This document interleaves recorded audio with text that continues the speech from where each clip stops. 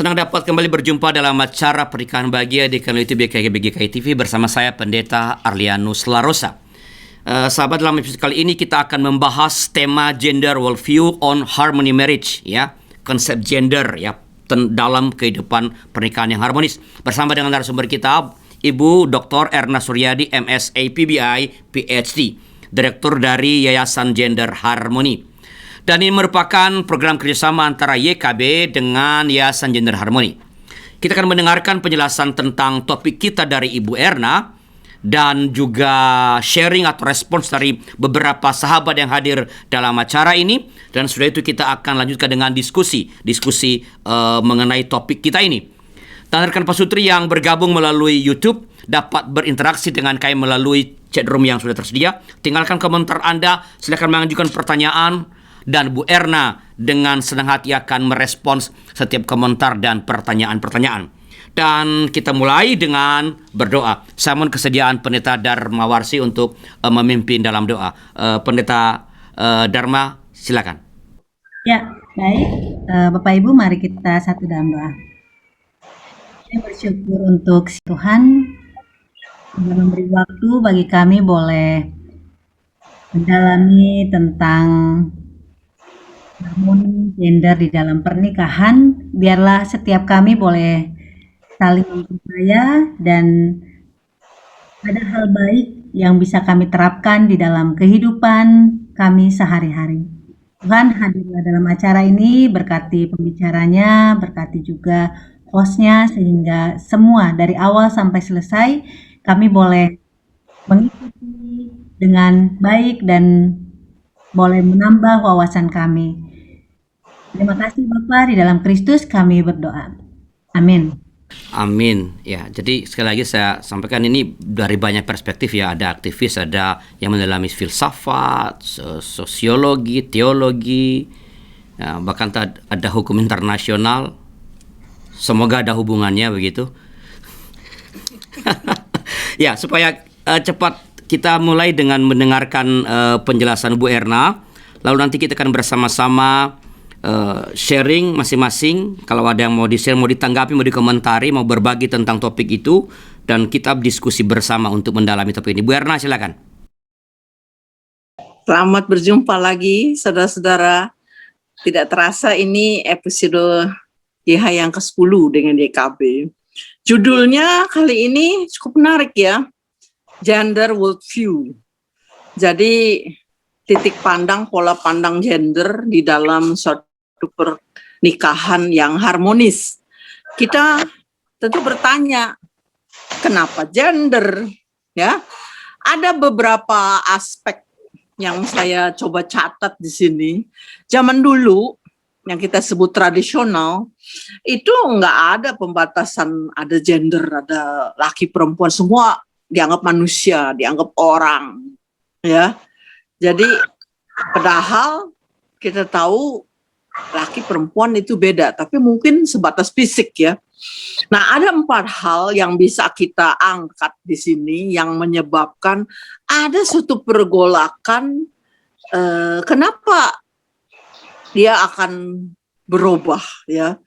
Tadinya nggak perlu gender, jadi dia perlu gender. Jadi pertama, zaman dulu memang laki-laki adalah pemimpin karena budaya patriarki, ya. Kemudian dari pemimpin itu ya diharapkan memecahkan segala persoalan. Ya, perempuan cuma ngikut, tapi ternyata laki juga mengakui masalahnya kok lebih banyak datang pada perempuan, anak-anak, dan yang ada di keluarga, yang justru perempuan lebih paham. Karena perempuan tuh diamnya di rumah. Dan mau nggak mau, laki-laki memang butuh perempuan, ya. Di samping tentunya ada hubungan intim, dia memang butuh perempuannya. Orang bilang nggak ada perempuan, dunia nggak rame, ya. Jadi kalau kita lihat dari tradisional, lama-lama kan zaman modern. Bedanya adalah kalau zaman tradisional tuh orang percaya hal yang mistik-mistik, kalau modern tuh udah mulain dengan teknologi. Lalu mereka mulai berpikir, perempuan ini di rumah tuh mimpin loh. Semuanya dia yang tahu. Bagian apa yang dia tahu, ya? dia menguasai konsumsi, jadi berarti urusan makanan dia yang kuasain. Dia menguasai reproduksi, jadi urusan melahirkan keturunan semua dia yang pegang ya, termasuk dalamnya adalah yang perawatannya bagaimana, memelihara. Ini paling penting, kita nggak bisa lihat ada tapi nggak dipelihara. Dan satu ini yang laki-laki nggak bisa menyangkal, adanya kebutuhan di mana perempuan bisa memberikan sexual intimacy ya. Jadi kenapa perempuan udah begitu banyak aktivitasnya tapi kok ada depresi, kematian ibu yang begitu tinggi, bahkan perempuan ini diperdagangkan, ada kekerasan seksual, dan perempuan sendiri mengakui mereka itu tidak berdaya di dalam rumah. Dan kenyataannya perempuan-perempuan yang nggak bisa apa-apa di rumah cuma taunya ngurusin aja, itulah yang menyebabkan keluarga nggak cepat majunya. Ya, jadi modern issues ini, isu di zaman modern ini memberikan suatu pola pikir kaum feminis dibilang. Kenapa dibilang feminis? Ya mereka kaum perempuan yang membela perempuan ya. Kita loncat aja karena saya tidak bermaksud membicarakan feminis, tapi saya mau menjembatani feminis zaman modern, karena feminis zaman dulu itu namanya ada radikal, ada sosialis ya, contemporary feminist ya.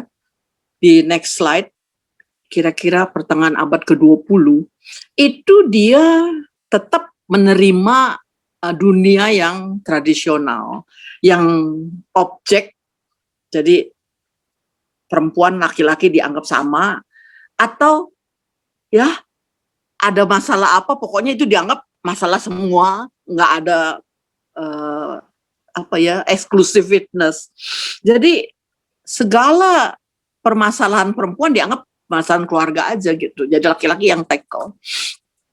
Maka di dalam pergerakannya ke arah modern ini, kaum feminis ini ternyata berjuang pada hak, karena tadi pola pikirnya adalah orang dia mimpin, kenapa jadi justru yang depresi. Maka hal yang diangkat itu dua hal.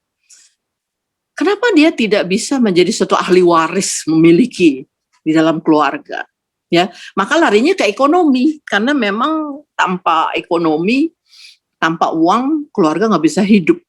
Lalu dia bergerak juga terhadap hak-hak, jadi legal, financial ini semua diperjuangkan di dalam arena politik. Ekonomi dan politik adalah dua hal yang mencolok di dalam feminis untuk diperjuangkan.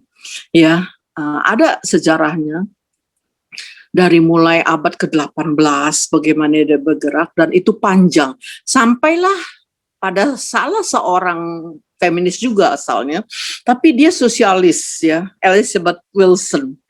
Tahun abad ke-20 berarti udah mau akhir ya, tahun 1977, dia berkata untuk menciptakan suatu kesejahteraan di dalam keluarga itu perlu kebijakan sosial, karena dia orang feminis sosialis ya.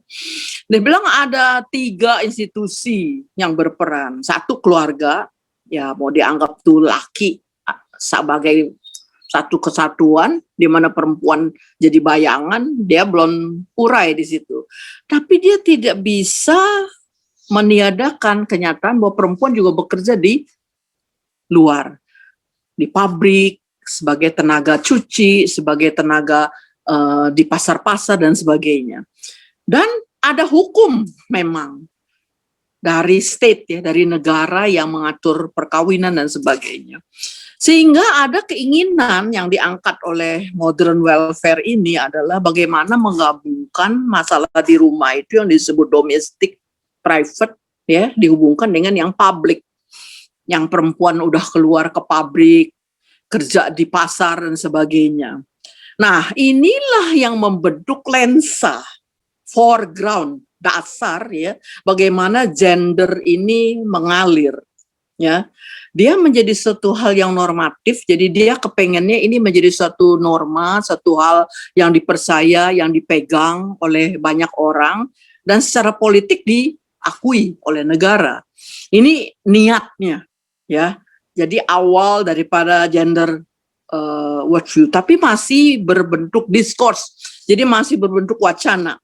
Tapi sebelum kita sampai kepada gender worldview yang sebenarnya ya, karena saya hanya menyingkat ini, saya katakan pada Pak Arlianus, bukan kuliah, tapi kan pernah ada orang yang bilang kita nggak perlu gender. Lalu saya kutip ya perkataan Pak Arlianus, orang yang bilang nggak perlu gender berarti dia nggak ngerti gender. Ya, jadi tujuan saya hari ini adalah membahas bagaimana gender itu sangat penting untuk kita ketahui dalam rangka membangun suatu pernikahan yang harmonis. Ya, jadi kita langsung saja bahas, kita lihat apa gender relationship di dalam suatu pernikahan. Ya, next slide. Ini ayat yang beken ya, Kejadian 2 ayat 18. Kita lihat, saya langsung saja analisis ya, secara sosiologis karena saya sosiolog. Jelas di situ tuh men. Dia nggak bilang orang ya, tapi men. Lalu ada kata-kata di situ helper, a helper. Jadi a helper di sini juga orang, tapi belum jelas di situ perempuan atau apa ya. Yang jelasnya itu ada di kanannya di ayat pasal 2 ayat 22 ya. Made he a woman. Nah, ini ada man, ada woman. Inilah dasar bagaimana ketika saya mempelajari, sebenarnya saya mempelajari masalah kekerasan. Kenapa keluarga nggak bisa damai, nggak bisa harmonis.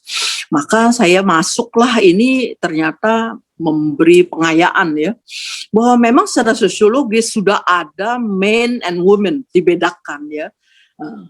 Sekarang kita lihat, kenapa kemarin ini berkali-kali saya bilang, please, when you solve a problem, do not say anyone, ya, jangan sebut siapa-siapa, tapi situation. Kita lihat, to be alone, ya, di dalam ayat itu. Jangan sendiri, tidak baik sendiri. Itu adalah suatu kondisi, to be. Ya, ini saya sengaja pakai bahasa Inggris, sampai kadang-kadang suka rancu ya, bahasa Indonesia itu. Ya, jadi suatu kondisi di mana seseorang sendirian. Itu kondisinya, ya. Laki-laki sendirian. Lalu a helper, berarti ada seseorang. Berarti seorang, one, bukannya two ya. Jadi nggak bilang helper tapi jadi sudah dinyatakan ada satu ya yang bisa menolong. Lalu kata-kata suitable ya, a helper suitable, kalau dalam bahasa Inggris artinya udah helper, lalu keterangannya nih. Jadi ini kalau apa istilahnya ya, adverb, jadi suitable for him. Itu him juga udah menuju kepada laki-laki ya. Jadi suatu kondisi, suitable itu adalah suatu kondisi, maka sepadan itu adalah suatu kondisi yang kemudian oleh orang gender dikatakan kesetaraan dan keadilan ya. Di sini dalam bahasa Inggrisnya adalah suatu kondisi yang tepat, yang cocok ya untuk orang itu sebagai si penolong ya, atau bisa juga untuk maksud tertentu atau situasi tertentu ya. Jadi kita kenal suitable partner berarti orangnya, suitable solution berarti jalan keluarnya, atau suitable manner caranya. Jadi ini semua adalah suatu kondisi kesepadanan yang dibicarakan ya. Kemudian kalau kita lihat suitable helper itu ya wife, suitable partner spouse, pasutri, suitable solution ya tentu kalau kita bilang ini adalah pernikahan. Nah saya kasih catatan di situ Kejadian 3 ayat 18. Kenapa ini baru saya tambahin? Karena ada yang bilang bahwa zaman dulu katakanlah sudah selesai, Yesus sudah menebus dan sebagainya, maka zaman sekarang manusia sudah hidup dalam pengampunan menurut dia. Nah, maka kalau ada hubungan, dia bilang katanya itu adalah suatu nafsu, adalah suatu hal yang manusia bikin. Padahal di Kejadian 3 ayat 18 itu ada kata-kata dengan kesakitan engkau akan melahirkan anakmu, maka engkau akan birahi maaf kalau bagi yang single, dan kata-kata Alkitab seperti itu, dan suaminya akan menguasai. Kata birahi itu ya adalah suatu excitement, suatu apa ya, stimulation, itu menunjukkan bahwa hubungan laki-laki perempuan di dalam pernikahan ini sudah dirancang, ya, sexual relationship sudah dirancang Allah, termasuk reproduction dia, kelahiran, dan bagaimana adanya suatu, maaf, kita sebut orgasme dan sebagainya, sehingga hal ini merupakan suatu lahan yang mestinya harus kita teliti, ya, bagaimana kehendak Allah ini bisa tercapai. Saya nggak panjang-panjang, nanti kalau di dalam diskusi ya silakan aja. Nah, saya kutip apa yang dikatakan oleh Bu Meta kali yang lalu, Matius 19 ayat 6. Apa yang telah dipersatukan Allah jangan diceraikan oleh manusia. Ya, jadi gender relationship yang tadi kita tunjukkan dengan men, women. Lalu saya kasih kata biru itu ya, the rib. Berarti diambil dari badannya. Ada dependensi. Tetapi rib itu sendiri jadi women, berarti interdependensi. Maka itu menjelaskan yang saya jelaskan di kali yang lalu ya, bagaimana husband to God dependency, wife ke God dependency, tapi husband and wife interdependency, karena dia sudah dikeluarkan, diambil, dan dia berdiri sebagai seorang perempuan. Saya percepat saja karena ini sebenarnya cuma suatu teori-teori saja ya. Berarti suatu pandangan itu saya sengaja bantu dengan gambar bola dunia, world. Ada orang yang bilang dunia itu bukan bulat, datar. Jadi dia tuh nyemplung gitu ya. Serah kalau mau percaya gitu, tapi yang kita percaya adalah dunia bulat. Maka gender worldview ini adalah sesuatu keutuhan, satu kesatuan yang mengangkat satu fundamental, satu dasar kepercayaan, dasar pelajaran, orientasi, pola pikir. Maka dia menjadi normatif usulat. Jadi artinya suatu pembenaran yang dianggap suatu norma. Ya, apakah itu menyangkut tema bagaimana kita menikah, nilainya, emosi, etikanya, semuanya di situ disesuaikan atau diambil dari pola pikir gender. Nah, saya cuma kasih catat ya, UN itu ngangkat tahun 2000 persis setelah Beijing Plus 5 ya, di mana beralih dari feminis ke gender. Itu dia cuma bilang gini, violence against women, kekerasan KDRT itu melanggar ya perkembangan perempuan, ya, melanggar kesetaraan, dan dia melanggar hak-hak asasi manusia serta melanggar kebebasan. Nah, ini juga ada yang kita jelaskan di From Right to Freedom. Silakan lihat sesi GH yang dulu ya. Jadi apa gender definisinya? Definisinya itu bukan perempuan laki, bukan. Itu seks. Ya, jadi berdasarkan perbedaan organ genital itu seks. Tetapi sedangkan gender, karena dia ada satu perempuan, laki, dan kondisi, ingat tadi ya, fundamentalnya adalah kondisi, maka ada relasi dan posisi perempuan laki-laki yang berubah setiap waktu berdasarkan konstruksi sosial dan budaya. Jadi kalau budaya zaman dulu tradisional, laki keluar, perempuan di dalam.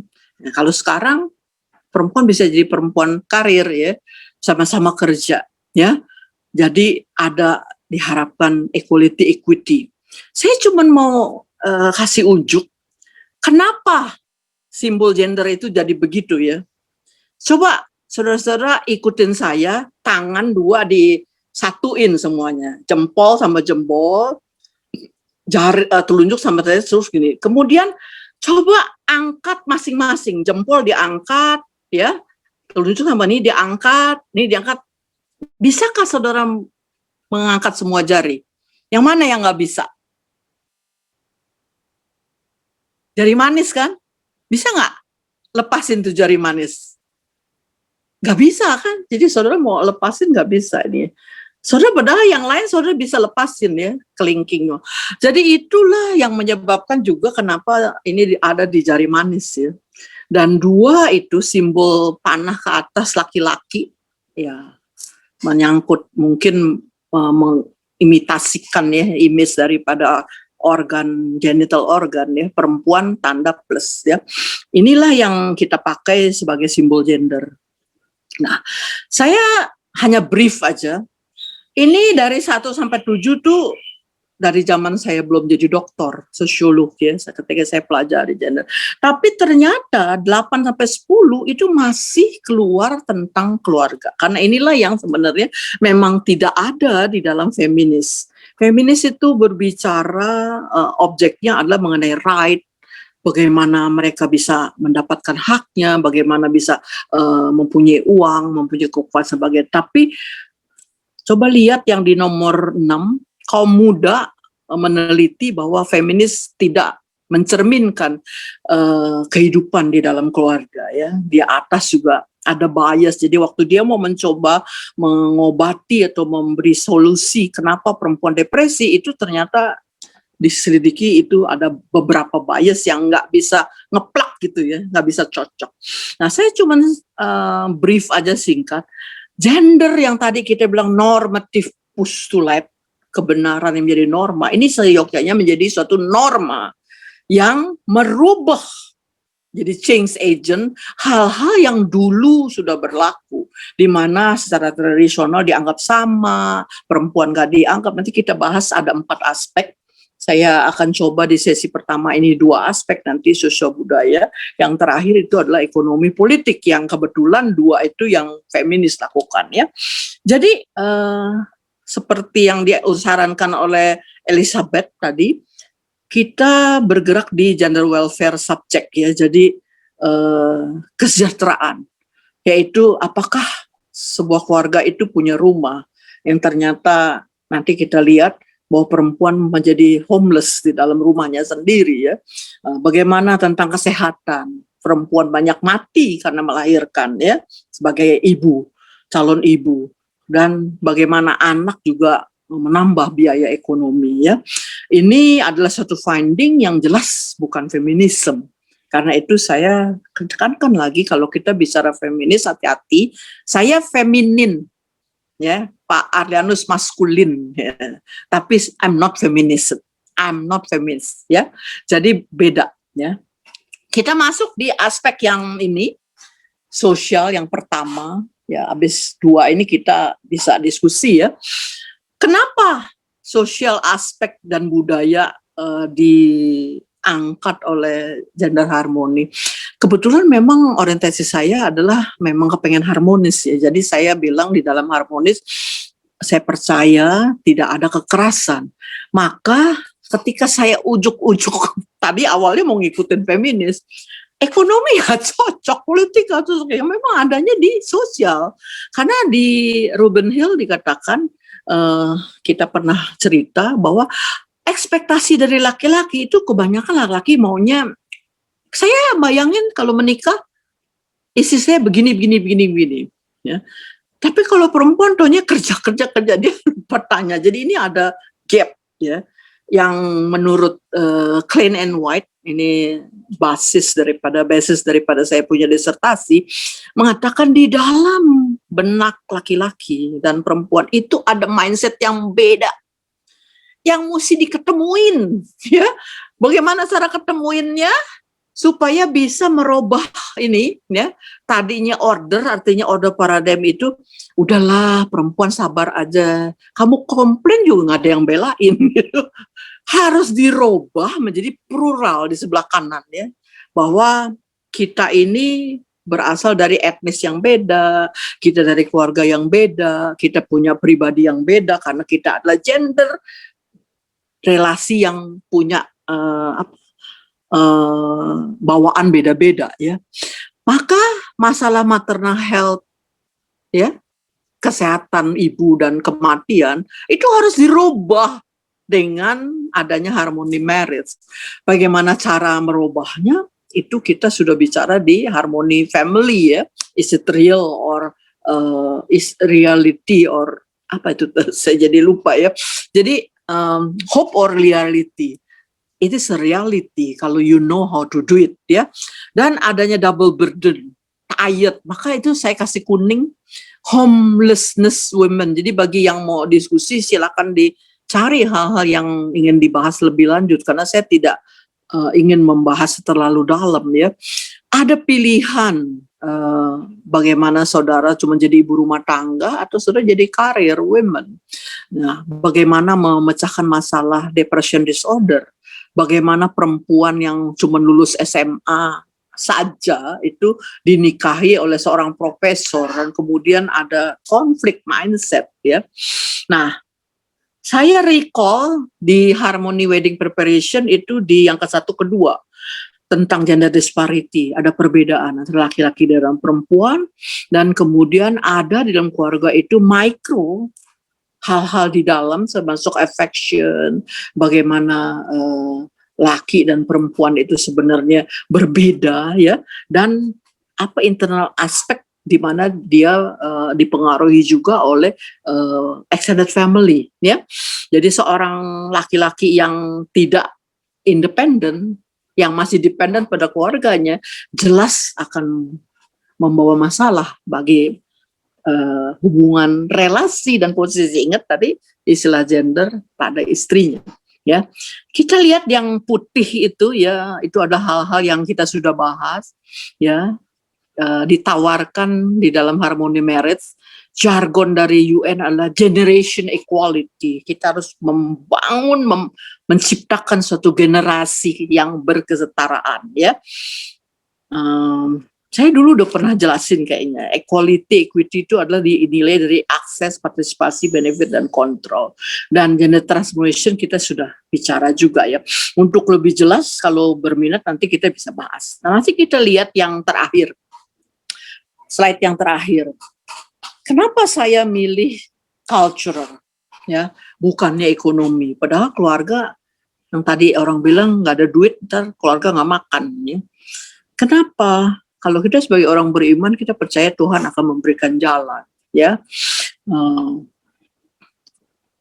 Tapi kenyataan cultural aspek ini yang dipengaruhi oleh patriarchy culture itu perlu kita rubah. Jadi agents of change ya, diri kita kalau memang mau menerapkan gender.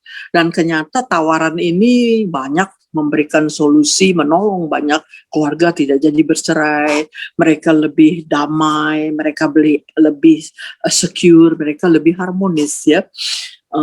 Apa hal-hal yang perlu diperhatikan ketika laki-laki dan anak laki bahkan nomor 1 dan perempuan dalam tanda petik, tapi memang banyak diperlakukan seperti properti ya, menjadi barang yang dimiliki oleh laki-laki, maka perempuan itu menjadi di bawah bayang-bayang laki-laki. Dia tidak lagi nongol, terjadi ketidaksetaraan, terjadi bullying, terjadi pelecehan seksual, ya, lalu terjadi krisis.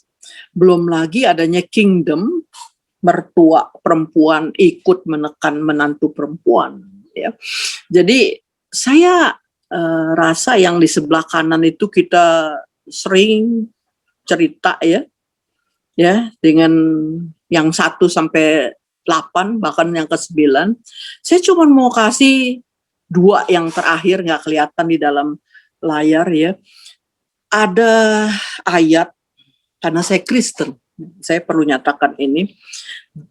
Kejadian 2 ayat 18 dikatakan a helper, yang jarang sekali diangkat ya, maaf, di dalam pemberkatan pernikahan pun ya, menyadarkan laki-laki bahwa sebenarnya kehendak Allah adalah perempuan itu sebagai penolong. Tapi saya senang juga memakai Galatia 6 ayat 2, pasutri itu harus saling tolong menolong ya, walaupun perempuan itu harusnya menolong. Jadi yang bisa diangkat adalah kalau perempuan nggak bisa nolong laki-laki, bayangannya dia ditolong aja kalau menikah, rasanya salah kaprah ya. Nah yang terakhir itu adalah Efesus 5 ayat 22-23, submit. Nah ini seru, ini pengalaman Bu Erna sendiri. Saya baru nikah berapa minggu, beberapa bulan, suami saya bilang begini, kok kamu nggak sopan sama saya? Lu sampai bingung saya. Kenapa? kamu kalau ngomong sama saya nggak ngelihat saya gitu. Kamu masih ada di kamar mandi, kamu ngomong nyaut aja, mesti datang depan saya. Saya bilang, waduh, saya nih orang Betawi. Kamu ingat nggak kalau film itu Sidul, emaknya juga teriak-teriak dari mana? Tapi bukan maksud, bukannya nggak sopan, bukannya nggak hormat.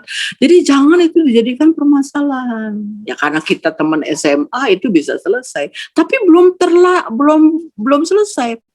Kapan-kapan saya nggak tahu dia dapat ide dari mana, ya mungkin udah tahu lah, nggak usah disebut ya. Ini meja pada debuan. Karena kamu kerja sih di luar, nggak ngurusin rumah tangga. Saya bilang apa? Wah, kita salah kawin deh. Kalau kamu mau supaya ini semua perawatan bersih, kamu kawinnya mau pembantu aja. Jadi bersih-bersihin rumah. Gitu. Dia diem deh ya. Lain kali dia bilang, aduh saya bosen, masa masakan pembantu aja, karena istri saya buka klinik, pagi-pagi sampai malam. Saya bilang, kamu nikahin saya kan udah tahu saya dokter. Berarti kita salah kawin lah. Lain kali kamu kawin sama koki aja.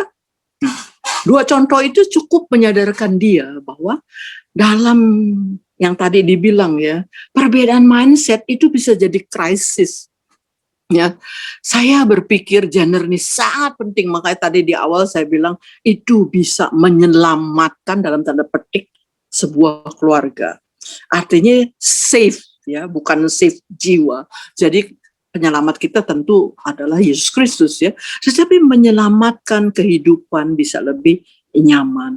Nah, saya cuman sengaja kasih aja nih recall dan terkesan karena ternyata yang lalu lupa ditayangin ya. Saya lihat patriarkal itu merah ya. Lalu di kanan itu saya cuman katakan, saya tekankan concern sebelum Anda menikah harus same faith, tapi bukan berarti ya katakanlah agamanya sama tapi denominasi bisa beda-beda ya, dan harus egalitarian. Jadi bukannya patriarchy culture, harus punya kepandaian, harus bisa sesuatu yang independen. Dan ada yang merah lagi, jangan sampai dari lingkungan yang berbahaya, karena ada keluarga yang dilibat hutang, turunannya dari turunan mana, ya entah penjahat atau apa, lalu karena dia menikah dengan keluarga, maka itu akan menurun terpuruk sampai beberapa keturunan. Jadi hal ini merupakan materi konseling ya, sebenarnya yang bisa dibahas atau suatu retret ya, untuk kita latih ya. Saya silahkan saja question and answer. Kita berharap future harmony marriage adalah sebuah perjalanan iman di mana gender diperhitungkan. Makasih. Terima kasih Bu Erna atas penjelasan yang sudah disampaikan. Saya berharap ini clear bagi kita semua. Dan sebelum kita mendengarkan komentar atau sharing dari beberapa sahabat, kita dengarkan dulu informasi berikut ini.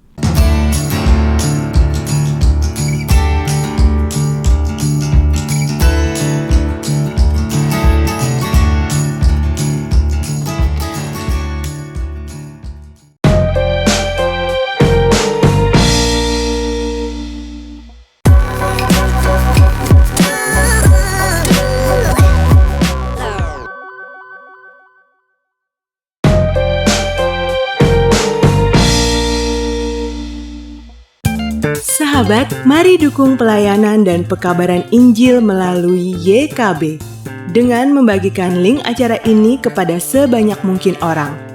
Dukungan juga dapat saudara lakukan dengan mentransfer dukungan finansial ke rekening BCA ke nomor 450 305 2990 450 305 2990 atas nama Yayasan Komunikasi Bersama.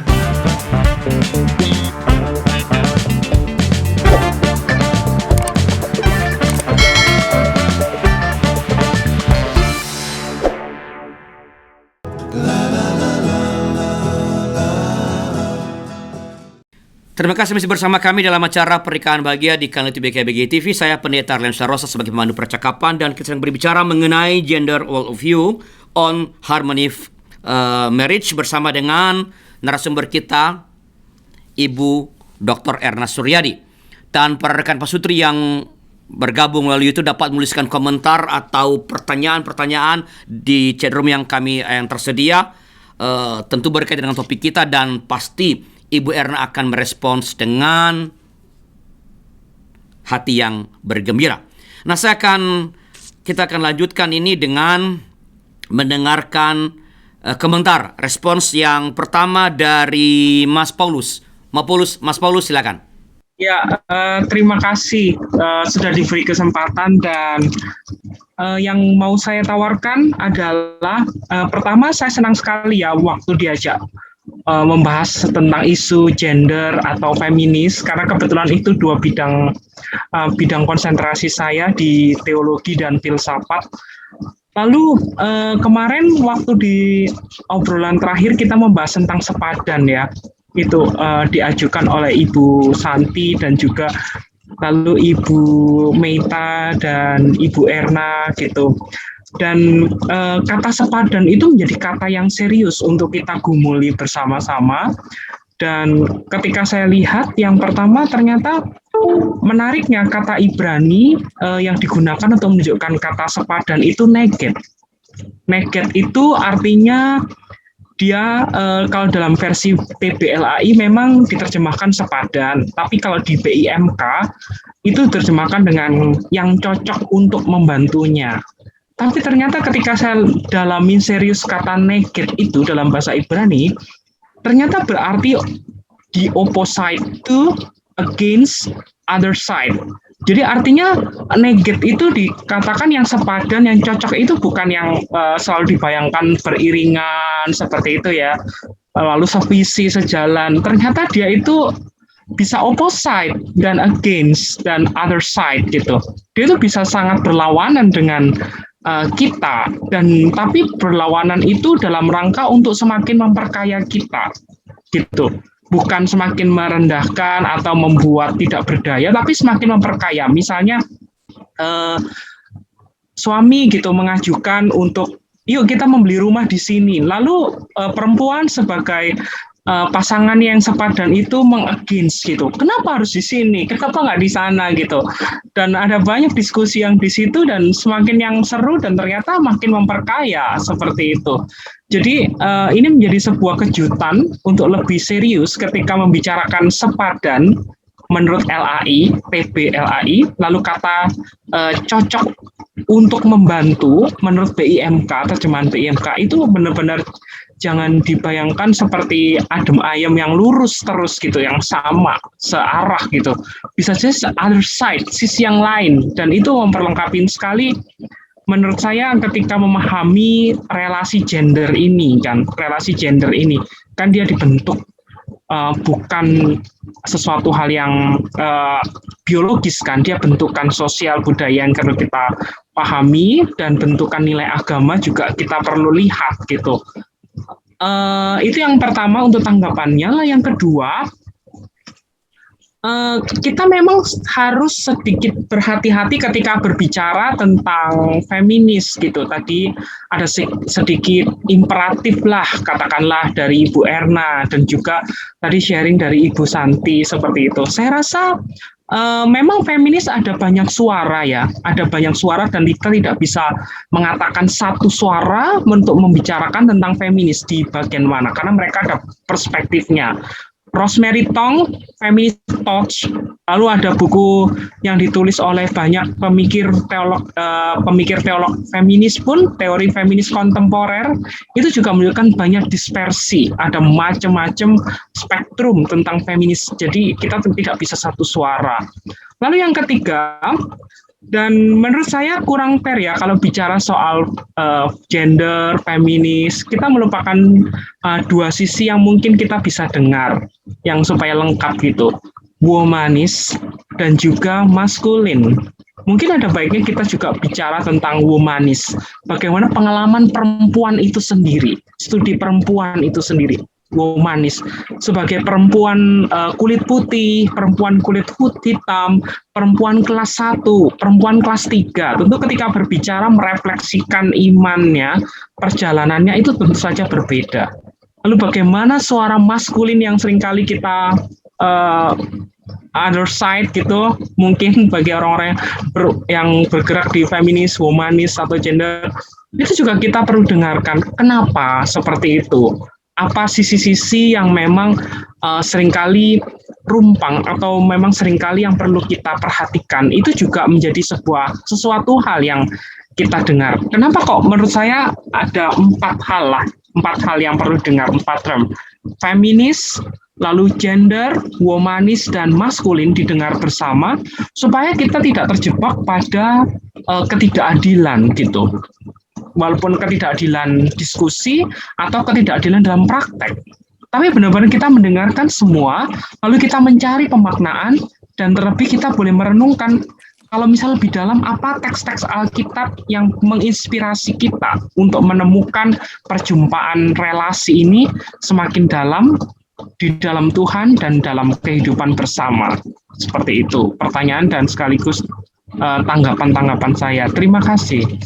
Oke Mas Paulus, terima kasih ya. Jadi kalau bagian pertama tadi sebenarnya kalau di kekristenan paling tidak di gereja kami, kalau kami memberi bina pranikah, kalau kami menjelaskan kata sepadan itu memang nggak mengikuti begitu saja arti sepadan dalam bahasa Indonesia, tapi sebuah sosok yang melakukan sesuatu, entah apapun, entah beriringan, entah berlawan untuk menghasilkan kesaling menyempurnakan atau jalan ketiga.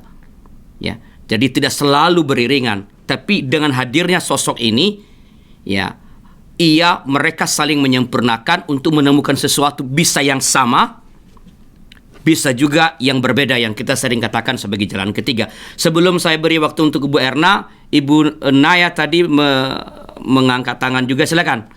Supaya sekaligus nanti Bu Erna merespons ya. Jadi sekali lagi kita diskusi bersama nih ya. Silakan Bu Naya. Ya, terima kasih Pak Arlianus. Tadi dari berdasarkan presentasi yang disampaikan oleh Ibu Erna, saya secara umum setuju dengan apa yang disampaikan Bu Erna. Cuma memang tadi sebenarnya saya kurang lebih sama ya dengan apa yang sudah disampaikan sama Mas Paulus barusan.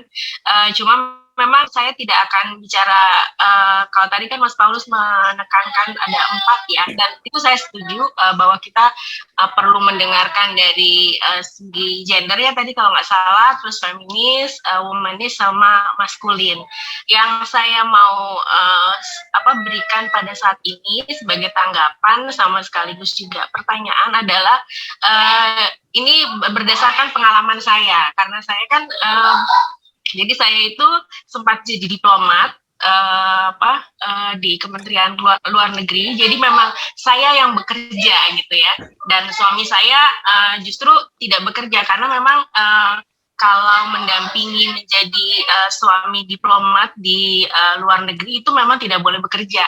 Kalau tugas bukan tugas, kalau ketentuan dari Kementerian Luar Negeri itu nggak boleh bekerja. Dan memang puji Tuhan ya, seperti yang ya Tuhan sudah persiapkan gitu. Jadi suami saya tuh cukup bisa ya menerima itu gitu, dan tidak ada masalah gitu. Dan yang saya kemudian temukan, ya saya menikah belum lama banget juga sih, baru 13 tahun lebih gitu ya.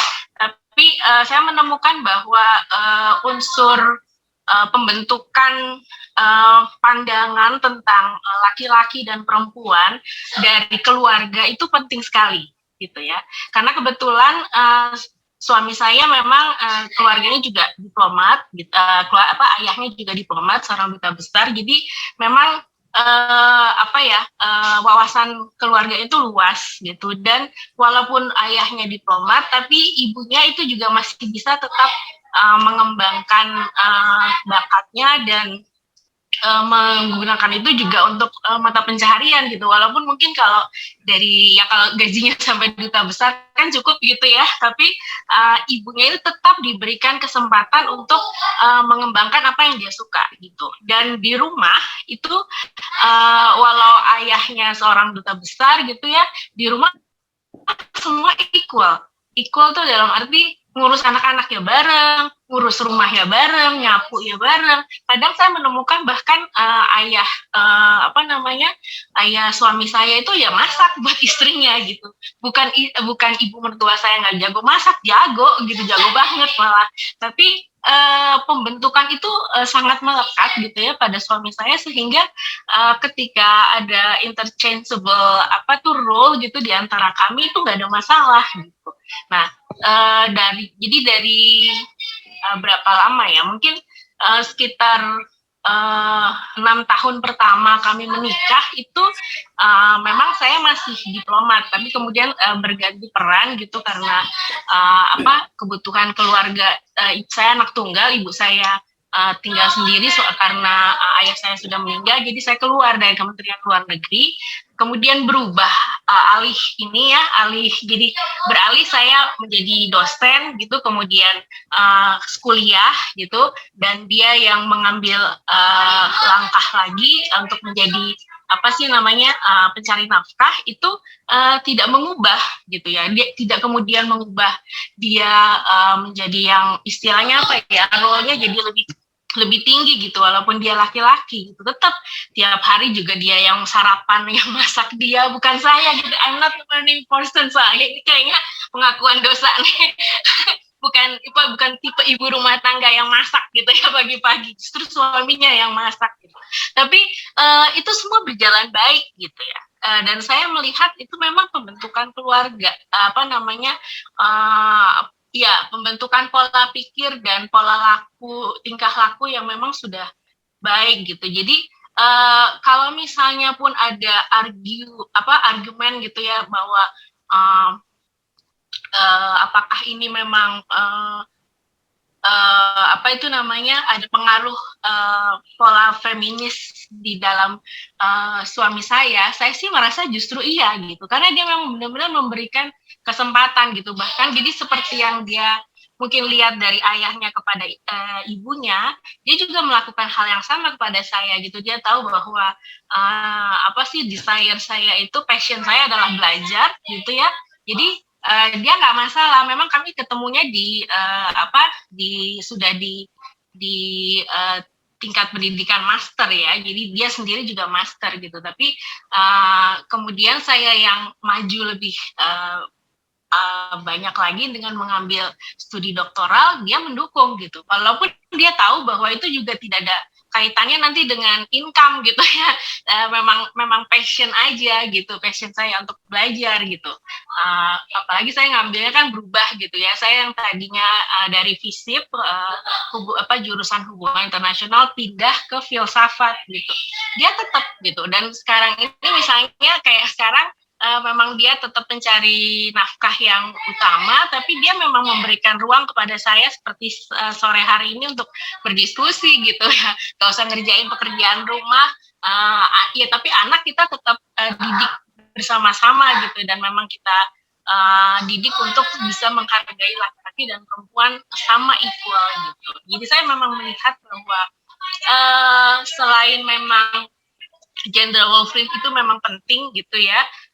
Dan yang paling penting lagi juga persiapan dari keluarga masing-masing gitu. Makanya saya melihat kalau acara ini memang penting juga untuk untuk disampaikan gitu, supaya kalau memang di Alkitab itu sudah jelas gitu ya bahwa nggak ada sebenarnya perbedaan laki-laki dan perempuan yang membuat ada semacam penindasan gitu, itu memang harus dipraktekkan gitu. Dan kalau dengan praktek itu bisa mengubah mindset sekali gitu, mengubah world view dari semua orang yang akan menikah pada waktunya nanti gitu, ketika dia berumah tangga. Itu mungkin penting sekali untuk dimasukkan ke dalam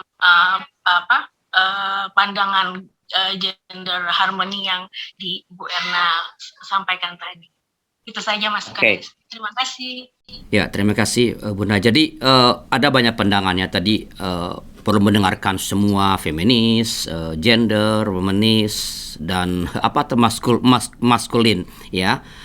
Saya ingin kita Bu Erna merespons, saya ingin agak lebih praktis ya. Tanpa tentu kita tahu latar belakang teoritis ada di belakang. Kan tadi saya mengatakan kalau di gereja landasan teologis untuk setara itu sangat kuat.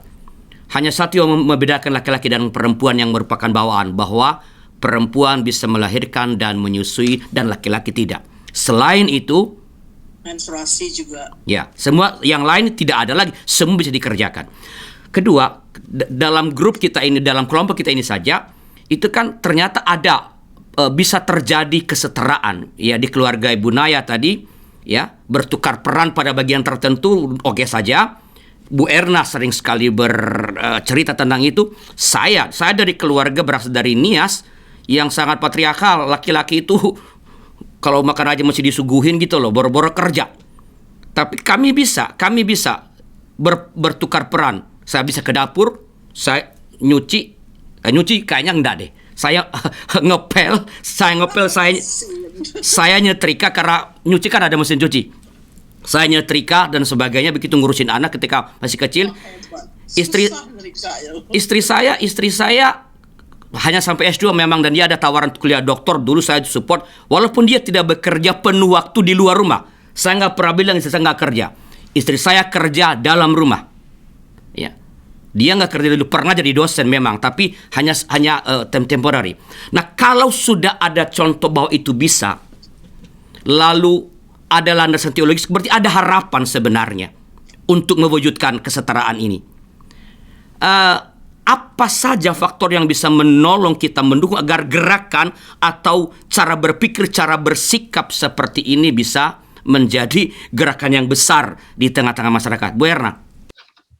Oke, saya senang pembicaraan ucapan dari Pak Arlianus, karena kita bukan berdebat dalam simposium filsafat tadi ya, mau maskulin dan sebagainya. Saya cuma mau awali dengan kasih tahu Santi. Saya tadi katakan feminis macam-macam. Elizabeth Wilson itu adalah seorang feminis, tapi dia yang mau mempelopori gender. Tapi yang namanya pola pikir laki-laki kalau kerja mau ngangkat, kalau perempuan mau ngutik, itu udah ada di dalam. Nah, ini gender ya. Jadi memang ada hal-hal yang tidak bisa kita cairkan. Jadi minyak pada dasarnya mengambang, air pada dasarnya bagaimana. Jadi itulah indahnya ciptaan Tuhan ya. Jadi laki-laki dan perempuan diciptakan berbeda. Ini untuk semua ya. Untuk Ibu Naya, saya juga diplomat.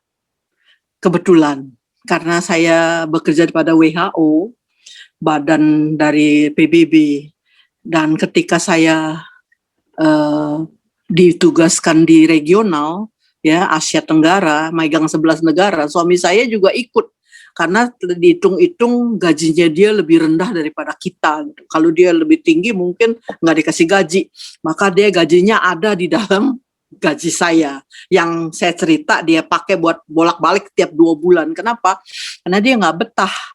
Orangnya aktif. Kami memang semasa remaja adalah pasangan yang aktif. Disuruh nunggu di rumah, di apartemen, masak, ke pasar, nggak bisa lah. Ya, jadi zaman itu belum terlalu sering online. Nah, sekali lagi saya katakan, kata-kata gender yang saya mau angkat di dalam harmoni marriage ini, dalam pernikahan adalah manfaatnya. Suatu fundamental thinking, ya, suatu hal yang katakanlah kita bisa orientasikan secara kognitif. Pembelajaran untuk keuntungan kita, untuk pernikahan. Jadi bukan, ini feminis, ini gender. Kan tadi saya bilang sama Santi sebelum mulai, saya nggak mau peduli lah mau feminis, gender. Yang penting yang mana yang berguna begitu. Jadi saya senang dengan kata-kata Pak Arlianus bahwa sebenarnya sudah berbasis kesetaraan. Ya. Nah, yang dikatakan oleh Mas Paulus bahwa ada against, ada opposite, memang bahasa Inggrisnya saya nggak belajar teologi, saya nggak tahu Ibraninya, tapi dalam bahasa Inggris itu suitable. Suitable itu jadi kalau Anda mau bakar ayam, ya, perempuan tahu mesti nggak boleh kencang-kencang HP-nya. Jadi kalau laki-laki kipas ya tentu dia akan pegang kipasnya. Dia akan bilang jangan mas gitu, atau jangan siapa sayang. Nah itu adalah suatu hal penolong yang suitable. Jadi dia benar kata Pak Arlianus, dia bisa apa saja. Jadi kita nggak bilang harus positif dengan positif, negatif dengan negatif. Atau perannya satu saya positif, jadi negatif tukar peran, enggak. Janganlah. Nah, nanti kalau kita punya waktu, kita bisa lebih dalam, karena masalah gender ini, seringkali orang kembali lagi pada bertukar peran. Ya, walaupun suami saya mau masak di rumah, di apartemen, waktu di India, di New Delhi itu, saya nggak mau dia berubah peran menjadi seorang bapak rumah tangga ya. Tapi saya ingin dia tetap kekasih saya. Istilahnya di dalam harmony marriage, ini yang kami usulkan. Pernikahan harmonis adalah partnership. Jadi kami menerjemahkan ayat-ayat Alkitab tadi menjadi suatu partnership. Komunikasinya, jadi kalau Mas Paulus tadi bilang, oh kita harus begini, maskulin, womanis bagaimana, itu kan orang yang saya terus terang dari GH, dari Harmoni menghindari. Karena di dalam penelitian kami itulah titik masalah. Ya, karena setiap orang punya ego, punya mindset, punya latar belakang, punya pluralisme, jadi beda-beda. Tetapi ketika kita mau ada mutual understanding, ini harmony communicative action, silahkan lihat sesi yang episode yang lalu ya, ada mutual understanding, ada cooperative solution, maka itu semuanya menjadi mengalir, itulah gender. Jadi saya punya relasi, punya posisi, punya bawaan yang beda dengan suami saya, ini menjadi hal yang positif, ya, itu dipadukan maka dia menjadi harmoni, ya, menjadi suitable. Nah, bagaimana caranya? Tentu memang kita mesti belajar, ya. Jadi kita nggak belajar filsafat.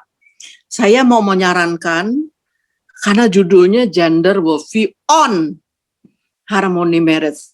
Boleh nggak ikut nggak apa-apa, ya, karena ini adalah option. Tapi kalau mau pernikahannya harmonis, inilah yang kami teliti. Karena tadi saya akui, saya cerita sama Santi sebelum acara, saya juga belajarin feminisnya hancur-hancuran itu. Di disertasi saya aja yang saya ingat bahwa ini disertasi saya ya, ini segini, saya belajar feminisnya ada banyak sini. Tapi udah terakhir ya, memang ada katanya penelitian yang terakhir-akhir itu ada family-nya ya, yang dilakukan oleh feminis ya. Kita bersyukur untuk itu, mudah-mudahan nanti bisa bersatu ya. Tapi pada waktu kita bilang feminis, jadi hanya kaum wanita, itu kita orang gender katakan mari sama-sama. Kita berpegangan tangan. Jadi kalau kita bicara gender, bukan perempuan aja. Bukan maskulin, bukan laki-laki saja, tapi kita menganjurkan. Ini bedanya ya, satu hal fundamental, kita bedanya harus bersama-sama. Jadi itu aja yang disawarkan lah harmony marriage. You want to be harmony, then do it together. Not feminist, not masculine, not womanist, not whatsoever. Itu aja saran kami. Terima kasih kepada Dr. Era Suryadi atas penjelasan dan juga respons yang diberikan atas berbagai komentar dari para sahabat di sini.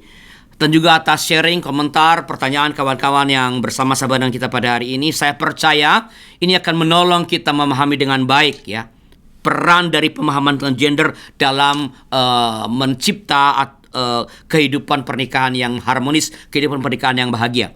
Terima kasih kepada semua rekan yang bergabung melalui YouTube. Dan bila Anda memerlukan seorang sahabat, seorang teman atau dukungan doa, atau mungkin perlu konsultasi mengenai kehidupan pernikahan, silakan hubungi para konselor kami. Ada Pak Sutri Pendeta Edwin dan Ibu Pungki di nomor 0878 2853 5190. Ada Pak Sutri Pendeta Jimmy dan Ibu Tika di nomor 0877 7513 1000. Dan ada Pak Sutri Pendeta Hendra dan Ibu Vika di nomor 0812 39601234. Dan ada Pak Sutri Pendeta Daud dan Ibu Christine di nomor 0813 8073 5250. Sebelum berpisah, mari kita berdoa. Tuhan, terima kasih atas anugerah Tuhan bagi kami melalui percakapan yang boleh terjadi pada acara pernikahan bahagia ini. Terima kasih atas sharing, atas pencerahan dari Ibu Erna. Dan biarlah ini menolong kami untuk mengalami kebahagiaan dalam pernikahan kami. Pernikahan atau kebahagiaan yang sebenarnya kami yakin Tuhan sudah sediakan bagi setiap kami. Kami berdoa bagi banyak pasangan yang mengalami penderitaan, mengalami kesakitan luka karena pemahaman-pemahaman yang tidak menempatkan suami istri pada posisi dan relasi yang sejajar, yang sederajat. Biarlah Tuhan yang menolong mereka dan berikan keberanian untuk mencari pertolongan ketika mereka menemui jalan buntu dalam percakapan mereka. Terima kasih Allah, berkati juga YKB supaya melalui seluruh kerja para staf, kru, dan semua yang berada yang menolong YKB, acara-acara yang kami sampaikan boleh jadi berkat bagi sebanyak mungkin orang. Terima kasih ya Bapa, dalam nama Tuhan kami, Yesus Kristus. Amin. Sekali lagi terima kasih atas kebersamaan kita pada episode kali ini, dan jangan lupa kita masih bertemu pada Kamis depan dengan percakapan yang menarik dan tentu sambungan dari percakapan kita pada episode kali ini. Sampai jumpa.